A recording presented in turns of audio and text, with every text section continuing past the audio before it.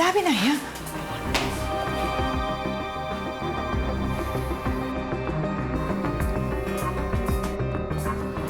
คนไข้ไปไหนครับไม่ทราบค่ะพนักงานเขาไม่รู้หรอกสุธิราลองไปถามที่วอร์ดสิว่าส่งคนไข้ไปตรวจหรือเปล่าได้ค่ะ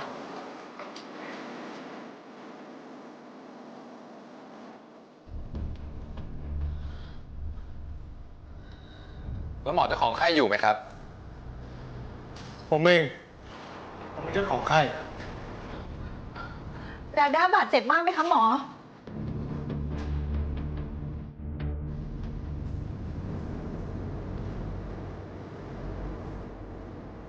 ลูกสาววาดมีแผลที่หน้า คุณดีเลยย้ายมาลาเบล จะทำศัลยกรรมให้ พนักงานที่วอร์ดบอกว่าไม่ได้ส่งคนไข้ห้องนี้ไปตรวจค่ะอ้าวตายจริงคนไข้หายไปไหนเนี่ย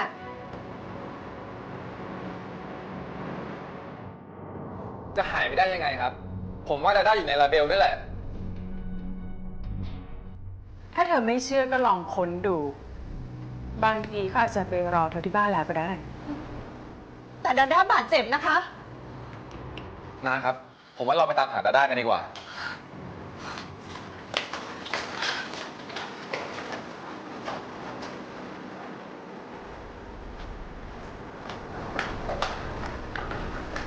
ดีนะที่เราไหวตัวทันพามาห้องนี้เดี๋ยวย้ายเด็กนั่นน่ะไปห้องพิเศษเลยนะได้ค่ะขอบใจจ้ะโทษนะคะ พี่ครับขอโทษนะครับเคยเห็นผู้หญิงคนนี้มาทำนี้ไหมครับไม่เห็นเลยเหรอครับ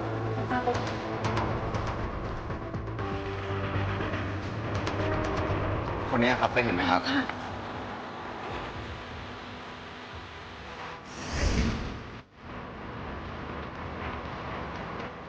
อ๋อเคยเห็นผู้หญิงคนนี้มาก่อนไหมครับไม่เห็นครับ ครับเห็นผู้หญิงคนนี้มาก่อน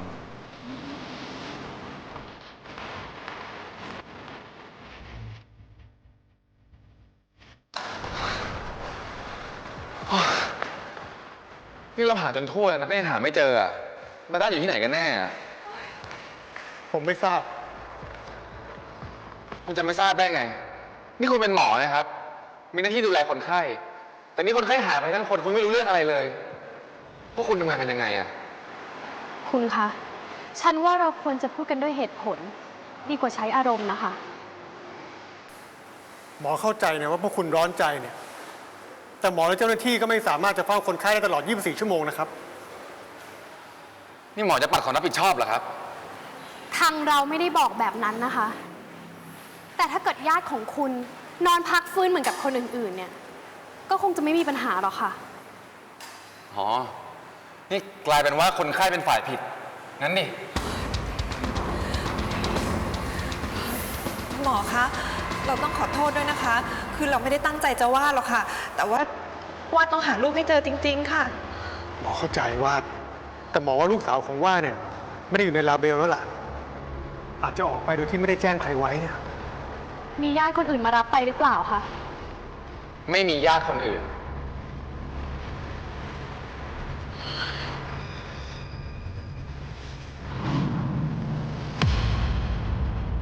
หมอครับ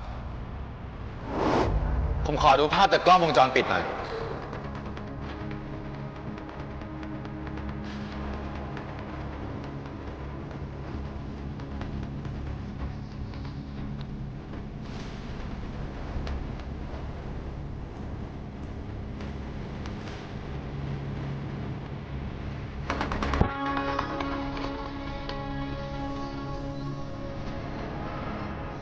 ดูภาพครับ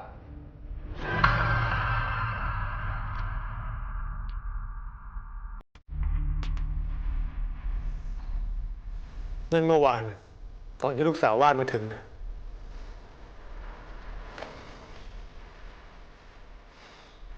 คุณอาชาวดีครับ ถ้าไม่มีภาพดาด้าตอนออกมาจากโรงพยาบาล ก็หมายความว่าดาด้าอยู่ที่นี่ใช่ไหมครับ ก็คุณหาจนทั่วแล้วหาเจอไหมล่ะถ้าไม่เจอเนี่ยบางทีก็อาจจะไปรอคุณที่บ้านแล้วก็ได้นะ ฉันขอตัวนะคะ ต้องทำงาน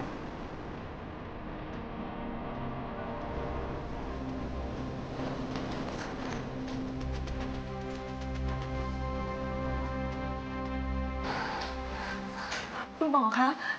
ดาด้าหายไปได้ยังไงอะคะแล้วฉันจะไปตามหาลูกได้ที่ไหนคะ หมอเชื่อว่าลูกสาวของว่าเนี่ยต้องปลอดภัยวัดกลับไปรอที่บ้านก่อนนะ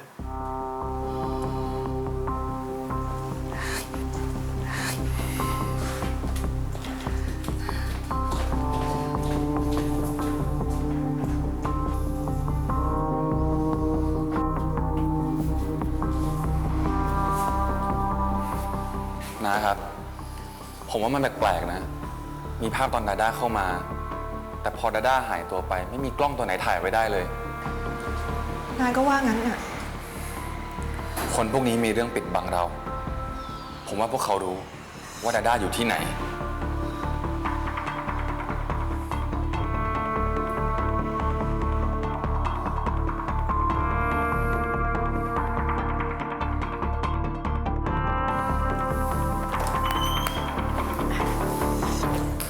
วาดกลับมาแล้วนะ แต่คงจะมาอีก ถ้าทางยังสงสัยไม่เลิก ถ้าเขาอยากมาก็ให้เขามาค่ะ ดีก็ไม่ได้ขัดอะไร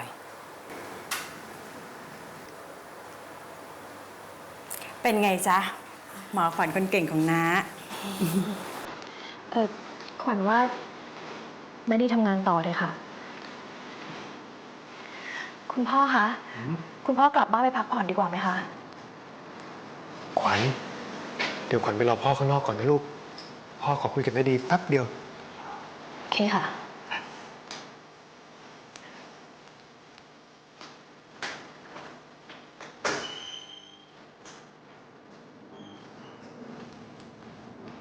คุณลบกล้องวงจรปิดตู้ที่จับภาพลูกสาววาดได้ เป็นไงคะ ดีรอบคอบมา แต่ผมสงสารลูกสาววาด ผมเคยอุ้มแกตอนเด็กๆ ผมจำได้นะ ลูกสาววาดชื่อเดียวกับหลานสาวผมดาด้า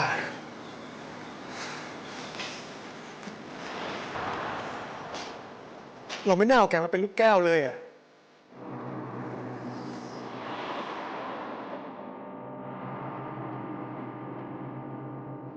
ประกันตัวนี้นะครับ ผมคิดว่าน่าจะเหมาะกับกลุ่มลูกค้าในยุคปัจจุบันมาก เราน่าจะได้รับกระแสตอบรับที่ดี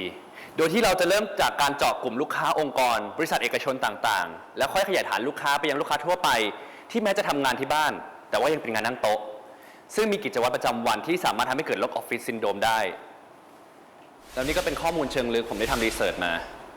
ผมทำเอกสารแจกทุกคนไปแล้ว ถ้าได้ศึกษาเอกสารเรียบร้อยแล้ว ผมรบกวนทำแผนการขายมาเสนอ มีใครมีข้อสงสัยไหมครับ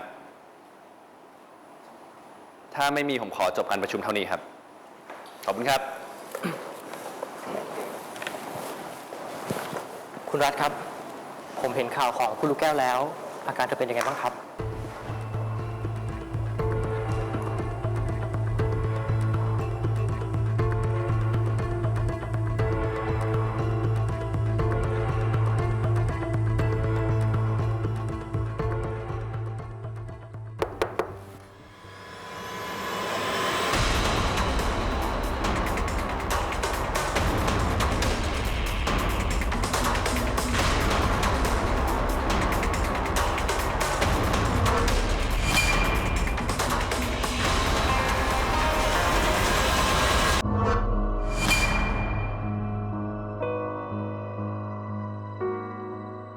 คุณลูกแก้วยังพูดไม่ถนัดนะคะ เธอมีแผลเย็บที่กระพุ้งแก้มค่ะ ครับ ผมขออยู่กับเขาตามลำพังหน่อยครับ ได้ค่ะ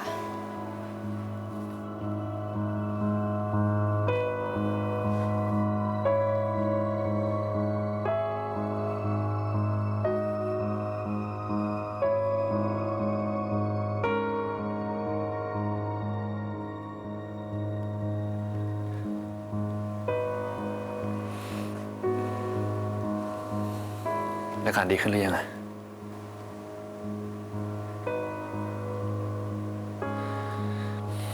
ท ทำไมถึงลดความ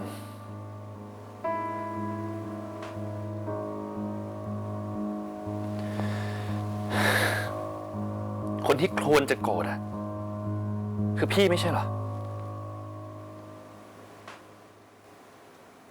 พี่ไม่อยากจะเชื่อ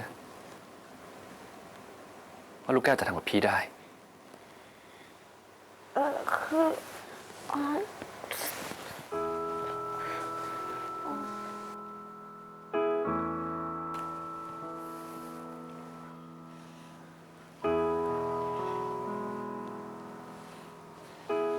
ทำไมมองพี่เหมือนไม่รู้จักพี่อะ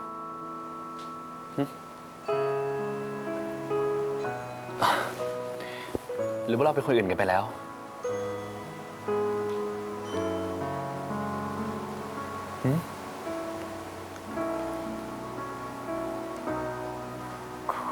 คุณคือพี่รัฐใช่ไหมคะ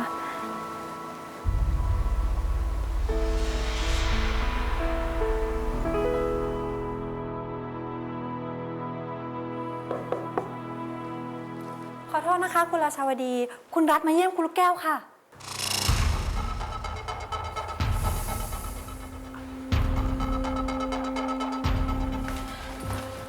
รัฐ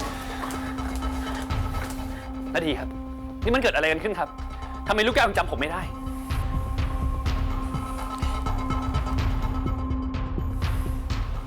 ลูกแก้วสูญเสียความทรงจำนะรัฐตอนที่รถคว่ำเนี่ยหัวกระแทกอย่างรุนแรง ไหนนาดีบอกว่าลูกแก้วไม่เป็นไรมากไงครับ คือน้าไม่อยากให้รัฐตกใจอะจ้ะแต่ว่ารัฐไม่ต้องเป็นห่วงนะ ยังไงอาหมอคอยดูแลอยู่ อีกไม่นานเนี่ยลูกแก้วต้องหายดีแต่งงานกับรัฐได้แน่นอนจ้ะ แต่งงาน ถึงเวลานี้นาดีคิดเรื่องแต่งงานอีกเหรอครับ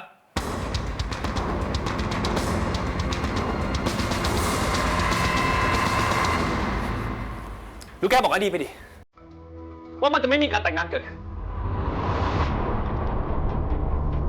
พูดสิลูกแก้ว พูดสิลูกแก้ว เดี๋ยวก่อนนี่รัฐ ครับเจ๊ น้องป่วยอยู่นะ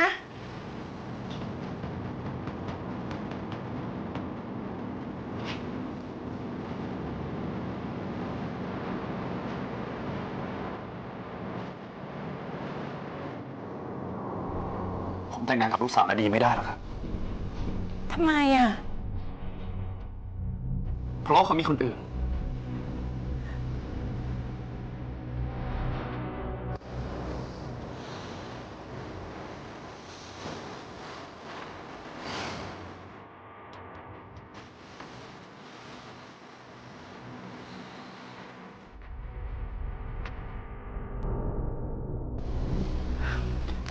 รัฐช่วยลืมมันไปได้ไหม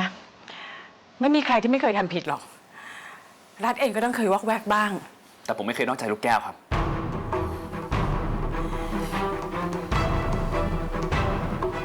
ผมไม่เลวพอ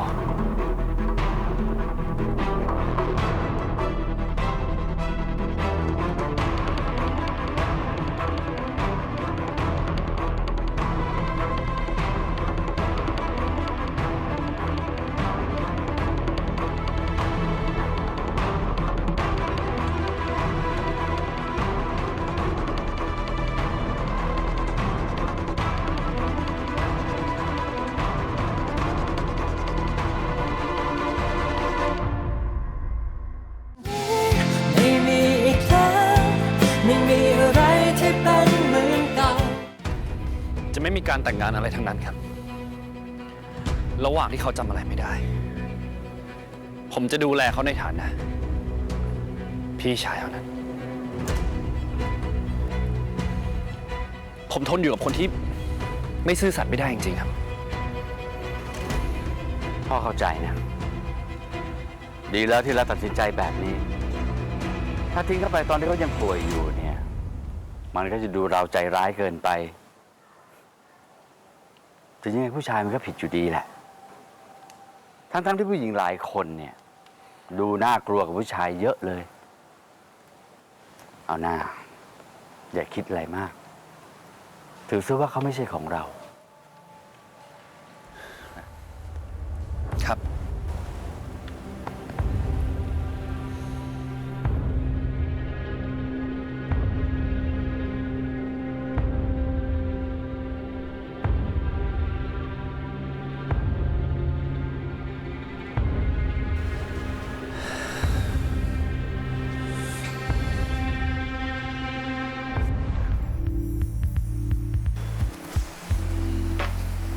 ลืมตาได้ค่ะ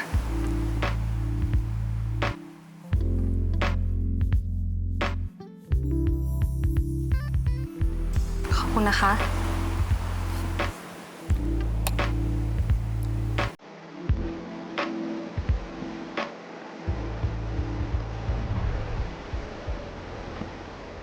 แก้ว สุขสันต์วันครบรอบ 5 ปีของเรานะคะ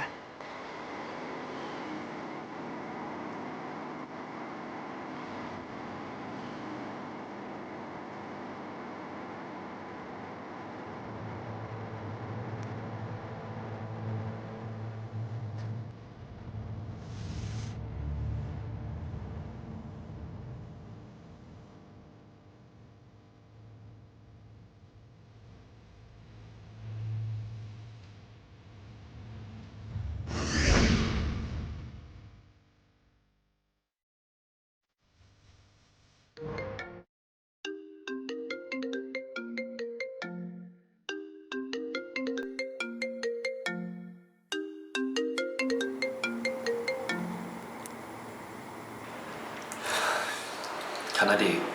พรุ่งนี้นะอยากให้รัฐมาที่ลาเบลตอนบ่ายโมงได้ไหมจ๊ะ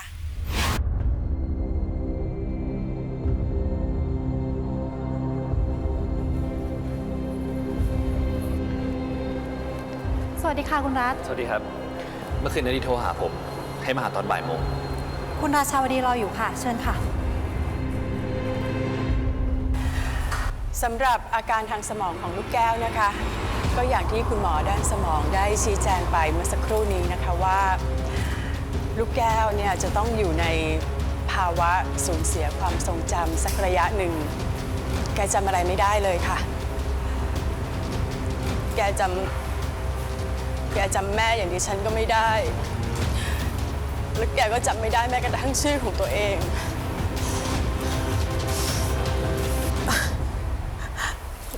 รัดมาพอดีเลยแต่อย่างน้อยดิฉันก็ยังดีใจนะคะ ที่ลูกแก้วมีคนที่รักแล้วก็ห่วงใยอยู่มากมาย โดยเฉพาะคู่มั่นอย่างรัฐ ครับ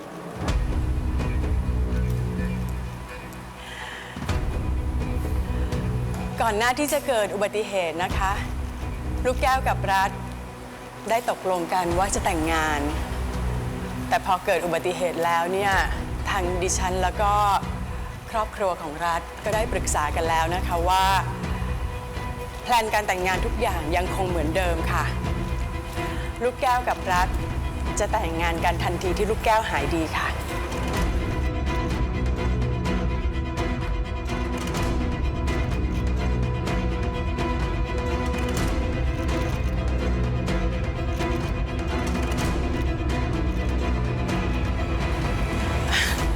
คือ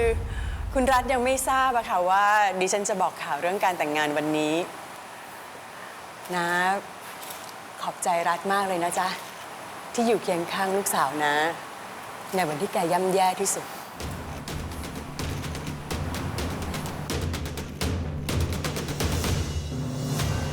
ครับ คุณลูกแก้วมีโอกาสหายไหมคะ ต้องหายแน่นอนค่ะ เพราะหลังจากที่ลูกแก้วกับรัฐแต่งงานกันแล้วเนี่ยคุณรัฐเขาจะรับหน้าที่เป็นคนที่ดูแลลูกแก้วค่ะนะฝากลูกสาวนาด้วยนะจ๊ะ ครับ ก็อย่างที่คุณราชาวดีบอกนั่นแหละครับ เป็นหน้าที่ของผม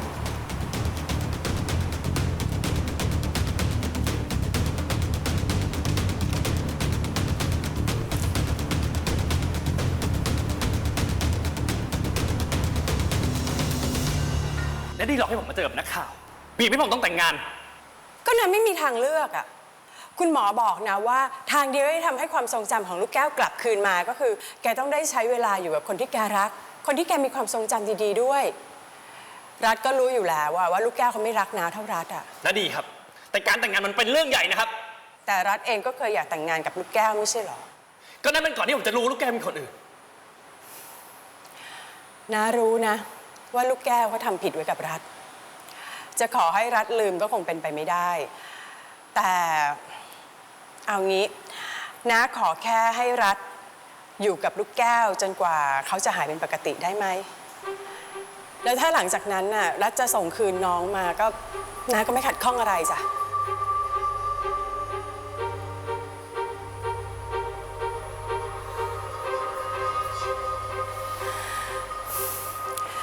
รัฐ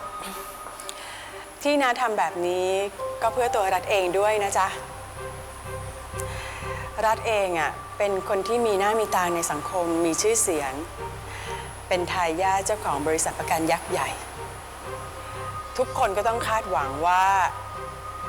รัฐจะมีความรับผิดชอบมากพอที่จะสืบทอดต่อกิจการ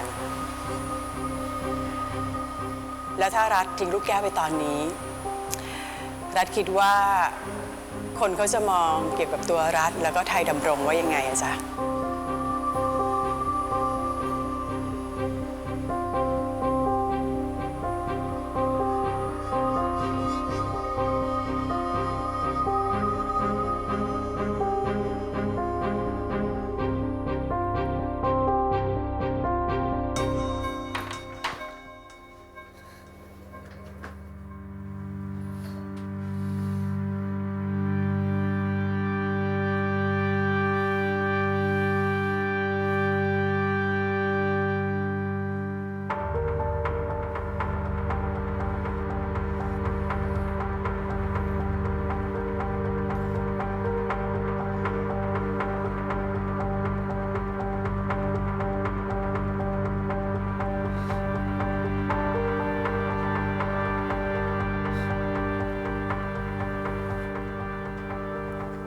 คุณ ตื่นแล้วเหรอโมวแต่นอนสบายอยู่นั่นแหละรู้บ้างไหมว่าทำลายชีวิตคนอื่นเขาอะ คุณพูดอะไรอะ ทำร้ายจิตใจพี่ยังไม่พอ ยังทำร้ายชีวิตพี่อีกเหรอ คุณฉันเจ็บนะ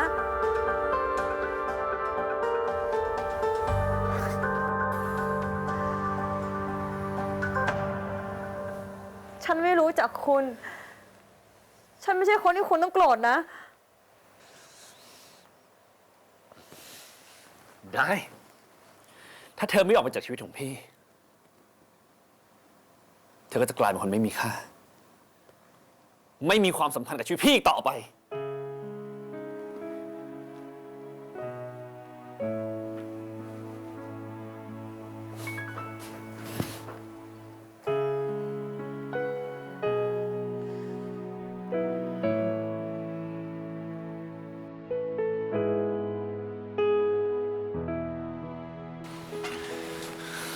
นึกไม่ถึงเลยนะครับ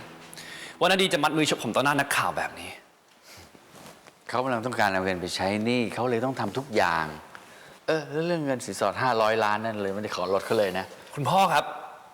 ยังไม่ต้องโมโห เรื่องมาถึงขนาดนี้แล้วอะยังไงเราก็ต้องตามน้ำไปก่อน รัฐก็บอกพ่อเองไม่ใช่เหรอว่าตอนนี้ยังทิ้งเขาไปไหนไม่ได้เราก็รอให้เขาหายก่อน แล้วค่อยไปเลิกมันนั้น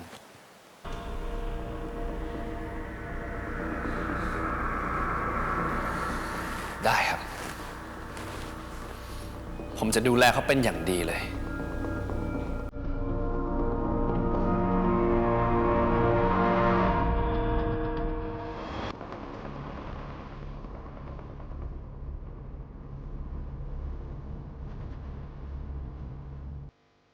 อาการแอมนีเชียสูญเสียความทรงจำมีทั้งแบบสูญเสียความทรงจำบางส่วน กับสูญเสียความทรงจำทั้งหมด ในเคสของหนูเนี่ยคือการสูญเสียความทรงจำทั้งหมด การที่อยู่ในสภาพแวดล้อมที่คุ้นเคย ได้เจอคนในครอบครัว คนรักเพื่อนสนิทจะช่วยกระตุ้นให้ความทรงจำกลับมา แต่หนูจำแม่ไม่ได้จำคนที่ชื่อพี่รัฐก็ไม่ได้นะคะ อย่างที่อาเคยบอก มันต้องใช้เวลา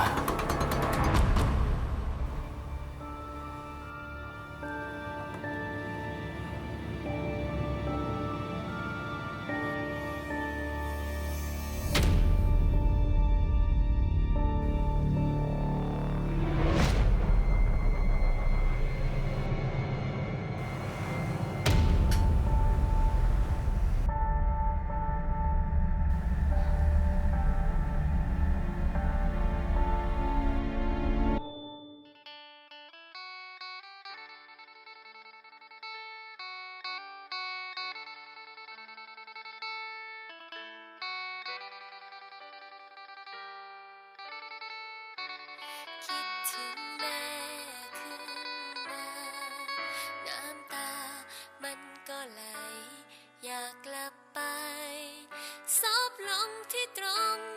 ตักแน่ในอ้อมกอดรักจริงที่เที่ยงแท้ในอกแม่สักการทำไมหนูจำอะไรไม่ได้เลยอ่ะ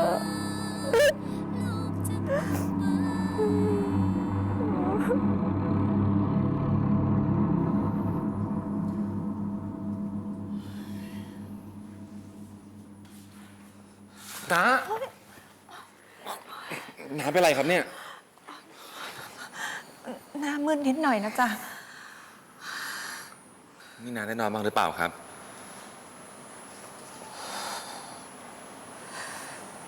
น้านอนไม่ค่อยหลับเลย เป็นห่วงดาด้า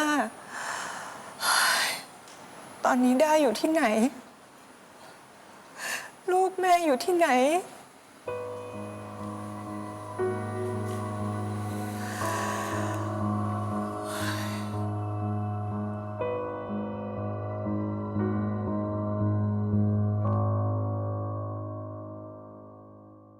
ก็อาทิตย์หน้าไง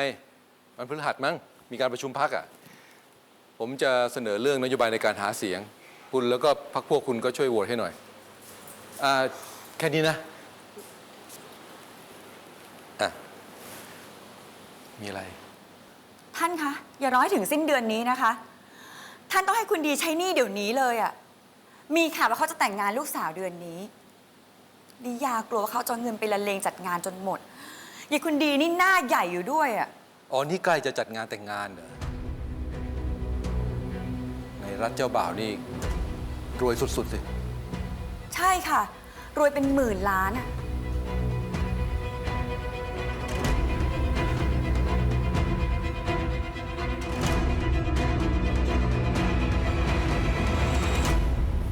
ท่านโทรเรียกให้ดีมาหาด่วนเนี่ย มีธุระอะไรเหรอคะ ได้ข่าวว่าลูกสาวคุณจะแต่งงานเนี่ยดีใจด้วยนะ จัดงานแต่งงานก็คงจะใช้เงินเยอะสิ เอางี้นะถือซะว่าเป็นของขวัญให้กับหลานสาวผมก็แล้วกัน คุณก็จัดงานแต่งงานให้หรูหราเต็มที่ไปเลย แล้วคุณก็ไม่ต้องรีบเอาเงินมาใช้ผมภายในเดือนนี้หรอก ขอบคุณมากนะคะท่าน แต่เงินตั้ง1,000 ล้านนะผมก็อยากมีหลักประกันว่าลูกหนี้อย่างคุณจะไม่เบี้ยวหนี้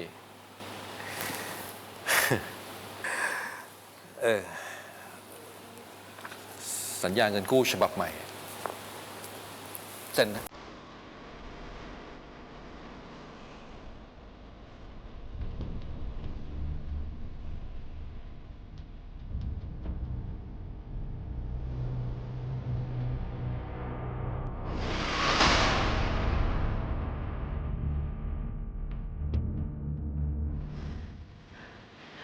ดอกเบี้ย10%ผ่อนขั้นต่ำเดือนละ20 ล้านบาท มันสูงมากเลยนะคะท่าน ว่าที่ลูกเขยของคุณดีรวยเป็นหมื่นล้าน แค่20 ล้านต่อเดือนขนหน้าแข้งไม่ร่วงหรอกค่ะ ดอก10%อ่ะดีก็ผ่อนได้แค่ดอกละค่ะ นี่คุณดีกำลังคิดว่าท่านเอาเปรียบคุณดีเหรอคะ แล้วดอกเบี้ยของเงิน1,000 ล้านที่คุณดีได้ไปเนี่ยเท่าไหร่แล้วนะคะ ถ้าคิดว่าสัญญานี้ไม่เป็นธรรมคุณก็ไม่ต้องเซ็น แต่คุณต้องเอาเงิน1,000 ล้านของผมเอามาคืนผมเดี๋ยวนี้นะ ไม่งั้นผมยึดลาเบล และผมยึดจริงๆด้วย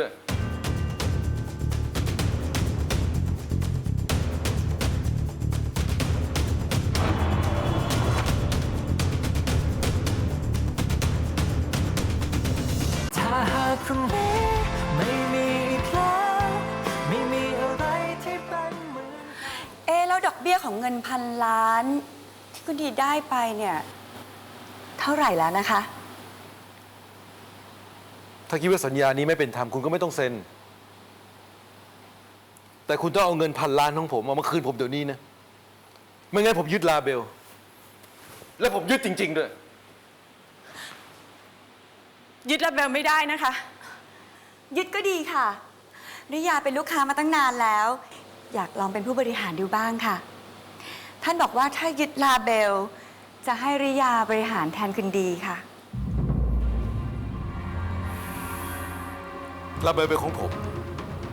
คุณจะบริหารให้เจ๊งคามือไปเลยก็ได้ ชอบจังเลยอ่ะ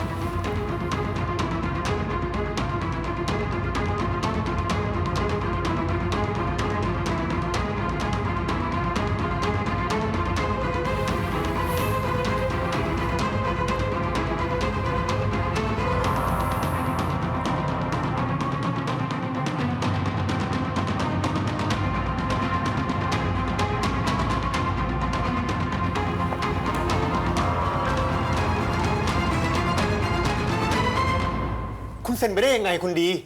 นั่นมันสัญญาค่าชัดๆนะ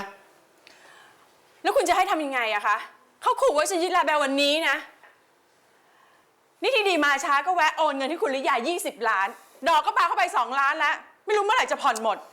เอาเถอะนั่นเป็นปัญหาของเราก็ต้องช่วยแก้กันไป คุณดีในเมื่อเราไม่ต้องคืนเงินทั้งก้อน 1,000 ล้านแล้ว คุณก็ต้องไปเอาสินสอด คือลูกให้วาสนาเถอะนะ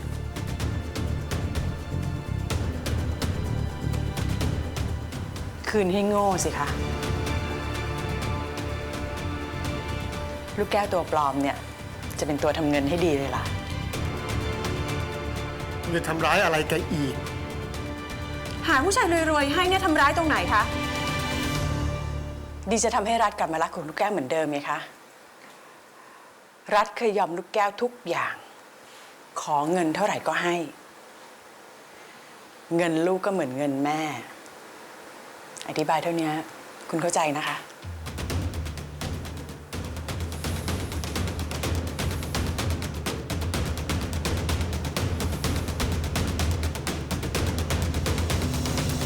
หน้าฉันก่อนเสียชมเป็นแบบนี้จริงๆเหรอคะ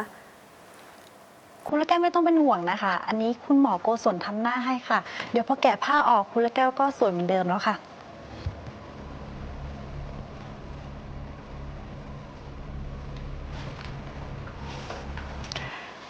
เป็นไงจ๊ะ วันนี้เจ็บแผลบ้างหรือเปล่า เจ็บค่ะ แต่ว่าเจ็บน้อยกว่าเมื่อวานค่ะ คุณคะ เรียกแม่สิจ๊ะ แม่ ชื่นใจจริงๆเลย รูปนี้เนี่ยลูกแก้วถ่ายตอนที่มาหาแม่ที่ลาแบลเนี่ยแหละ แม่จำได้ว่าวันนั้นน่ะรัฐเข้ามากับลูกด้วยนะ ลูกกับรัฐอ่ะตัวติดกันเป็นปันทั้งโกเลย พวกหนู2 คนน่ะรักกันมากเลยล่ะ แต่เขาบอกว่าหนูไปมีคนอื่นนะคะ ตอนนั้นลูกแค่หลงผิดเนี่ยลืมมันไปซะเถอะจ้ะสิ่งที่ลูกต้องทำตอนนี้ก็คือ ลูกต้องง้อรัฐให้รัฐเขาหายโกรธแล้วก็กลับมารักกับลูกเหมือนเดิม ทำไมหนูต้องไปง้อคนที่หนูไม่รู้จักด้วยล่ะคะ ก็หนูทำผิดไงลูกจำไม่ได้เนี่ยไม่ได้หมายความว่าไม่เคยทำนะแต่ตอนนี้ลูกแก้วความจำเสื่อมไม่เป็นไรจ้ะเดี๋ยวแม่จะคอยบอกเองว่ารัฐเขาเป็นคนยังไงและลูกแก้วต้องง้อเขายังไงเวลามีอะไรเนี่ยลูกแก้วมาถามแม่นะอย่าไปถามรัฐเขาเดี๋ยวรัฐเขาเสียใจ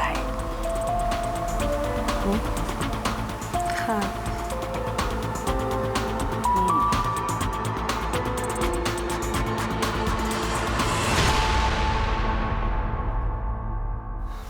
พรุ่งนี้ผมไม่ว่างครับนาดี ผมมีประชุม 10 โมงเช้า ถ้างั้นเป็นช่วงบ่ายก็ได้จ้ะพอดีพรุ่งนี้นะไม่ว่างเลยอะส่วนคุณอาโกศลก็ติดเคสผ่าตัด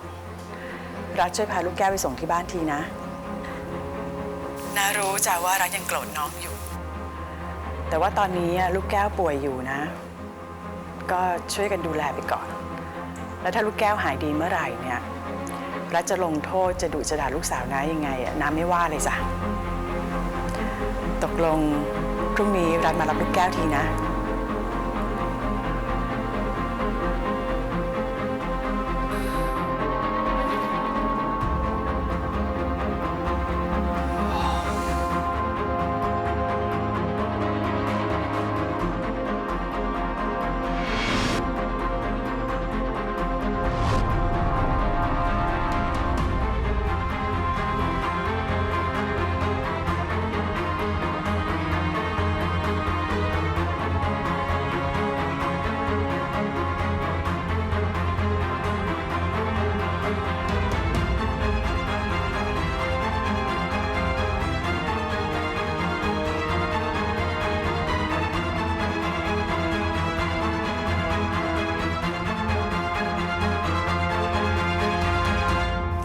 แล้วนะคะ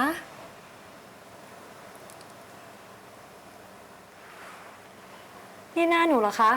ใช่แล้วค่ะคุณลูกแก้ว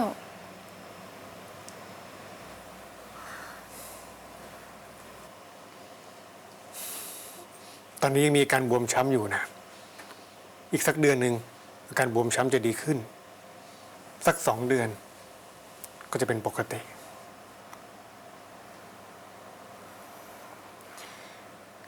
หนูรู้สึกว่าหน้าหนูไม่ใช่แบบนี้อะค่ะ มันดูแปลกๆยังไงไม่รู้อะค่ะ แล้วหน้าหนูต้องเป็นยังไงอะ